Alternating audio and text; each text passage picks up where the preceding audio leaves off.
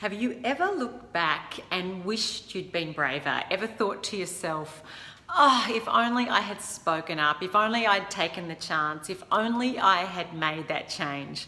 You know, if you do, then you're not alone. Most of us can easily think of times when we let fear and self-doubt sit in the driver's seat, where we risked too little and we played too safe. And the fact is, as human beings, we are wired to be risk averse. We're wired to avoid potential threats to our safety and sense of comfort and sense of security. And it's why so many people at the end of their lives look back and wished they had taken more risks, wished they had lived the life that they truly wanted to live and not the one that others wanted them to live, wished they'd cared less about what everybody thought, about being rejected or being disapproved of.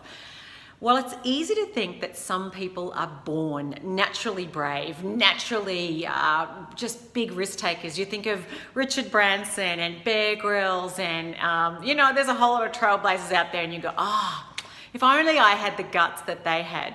But here's the deal.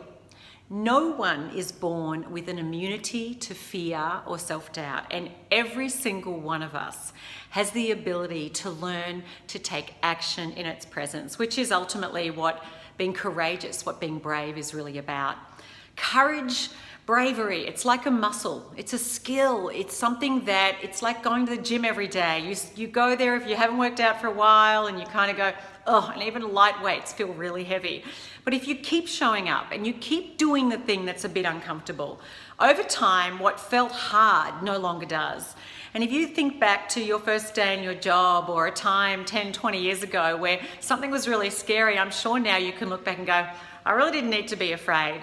I know when I run programs, I often ask people to share something that they did that at the time was incredibly scary. And time again, people will say one of the biggest lessons they got is that they realized they didn't need to be afraid, that they were capable of more than they thought. And the same is true for you. It doesn't matter where you've been held back in your life up until now, where you're feeling stuck, where it is that you know you need to really dial up your courage and to train the courage muscles within you. You have what it takes to do just that. And you need to start now with whatever it is you're dealing with right now.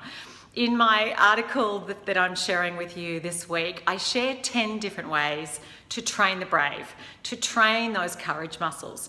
And you know, when you do it in the small things, it sets you up so that when you're facing the really big decisions, it's easier to get into action and to do the very thing that you need to do, even when it terrifies you. And I know from my own experience, having lived around the world and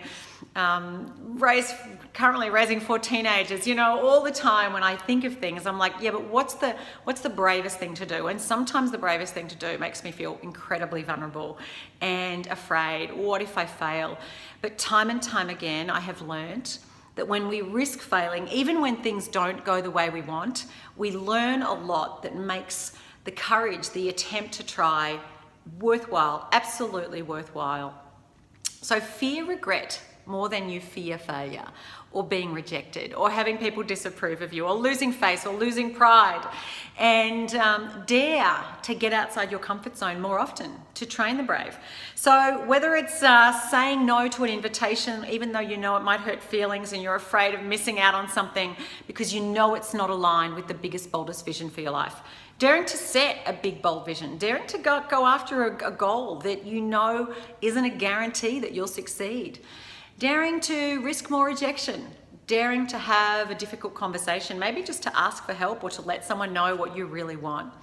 I just cannot encourage you strongly enough to get out there and to do the very things that scare you. And I guarantee you, if every day for the next 10 days, if you take on my Train the Brave challenge that I share with you, you will look back in just 10 days' time and feel braver than you did before, but also see for yourself a whole new world of opportunities, because your horizons expand the more you're willing to step toward the uncertainty and step through the doubt and just to take action.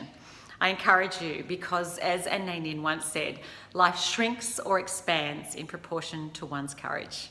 Take care, be bold, be brave. You've got this.